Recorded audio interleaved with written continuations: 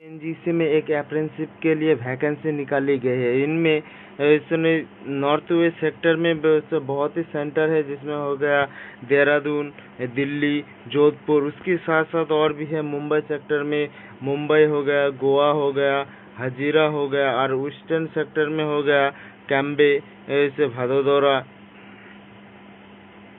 अहमदाबाद। ये सब में वैकेंसी निकला है अप्रेंटिसशिप के लिए।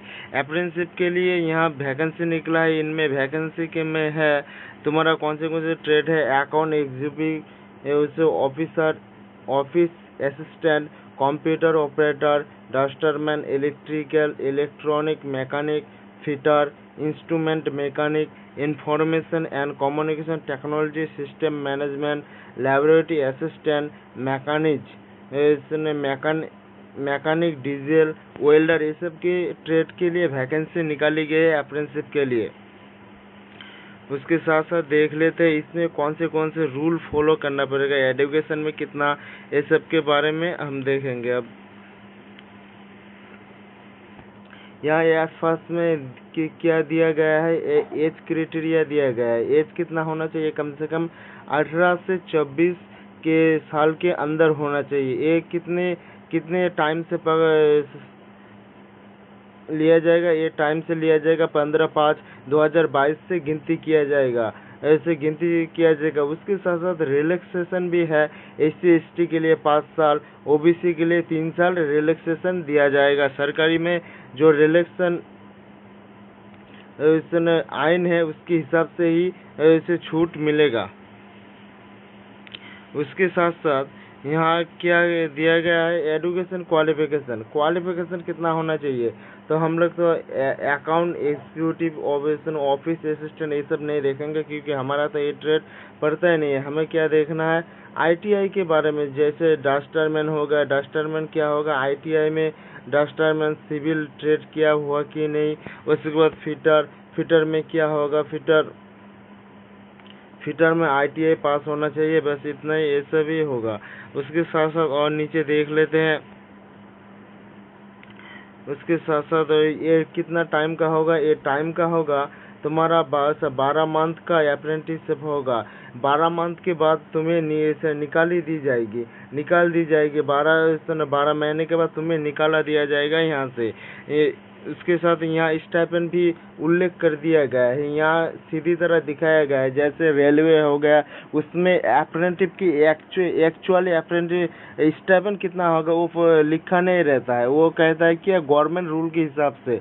लेकिन यहाँ इसने डिस्कस कर दिया गया है। यहाँ अप्रेंटिसशिप में कितना हो जाएगा तुम्हारा, अप्रेंटिसशिप में जो 1 साल का ITI करके है उसका हो जाएगा 7,700, और डिप्लोमा और ग्रेजुएशन जो किया है उसको हो जाएगा 9,000, और डिप्लोमा अप्रेंटिसशिप के लिए होगा 8,000। और 2 साल की जो ITI करके है, जैसे फिटर हो गया, फिटर 2 साल का है, वो अगर पूरा कंप्लीट करके है तो उसको मिलेगा 8,050 रुपया। उसके साथ साथ सिलेक्शन प्रोसेस क्या होगा, सिलेक्शन प्रोसेस तो हर किसी को ही पता है। तुम्हारा जितना भी नंबर है उसमें नंबर में सबसे ज़्यादा जिसका होगा उसके हिसाब से मेरिट लिस्ट बनेगा।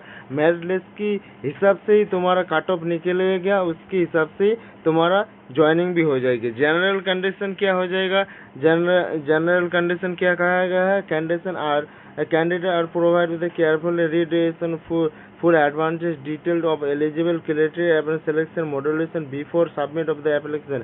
यहाँ किया गया एप्लीकेशन करने के समय के केयरफुली मैंने अच्छी तरह समझ के भरना चाहिए, और यहाँ के सिलेक्शन की जितना भी प्रोसेस है सबको अच्छी तरह से देख के उसके बाद ही तुम्हें फिल करना है और सबमिट करना है। ये कितने एक्ट के अंदर आता है, 1961 की एक्ट में आती है। इसने खुले ये देख के कोई फायदा नहीं। और नीचे चल जाते हैं ONGC और क्या क्या बताया गया है इसमें, और नीचे चल जाते हैं। यहाँ लिंक दिया गया है, अगर तुम्हें लिंक हो तो हम दे देंगे, वहाँ से देख लेना। और कुछ है हाउ टू अप्लाई डेट कितना है वो अच्छी तरह देख लो। 27/4/2022, 27/4/2022 मतलब ये स्टार्ट हो चुका है, ये चलेगा महीने की 15 तारीख तक, मई महीने की 15 तारीख तक चलेगा ये। मई महीने की 15 तारीख तक ये ज्वाइनिंग चलेगा। ऐसे सिलेक्शन कितना कैसा होगा, सिलेक्शन तो सबको ही अच्छे तरह से वैसे पता है। वो होगा तुम्हारा मेरिट लिस्ट के हिसाब से। उसके साथ साथ यहाँ किया गया तुम्हें ईमेल आईडी से रजिस्ट्रेशन करना मस्ट इम्पोर्टेंट है। उसके साथ साथ तुम्हारा एक नंबर इम्पोर्टेंट होना चाहिए, एक ही नंबर पर्सनली होना चाहिए।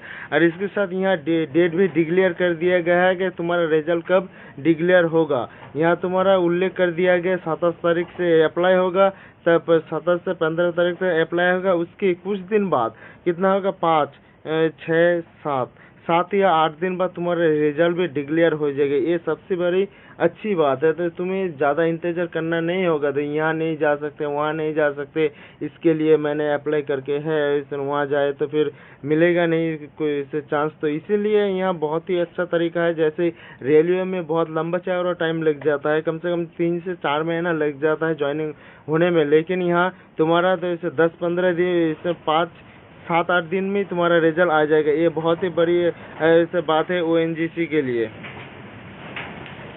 तो आज यही तक था। तो थैंक्स फ्रेंड, अगर अच्छा लगे तो प्लीज़ चैनल को सब्सक्राइब कर लेना और बेल आइकन को दबा देना।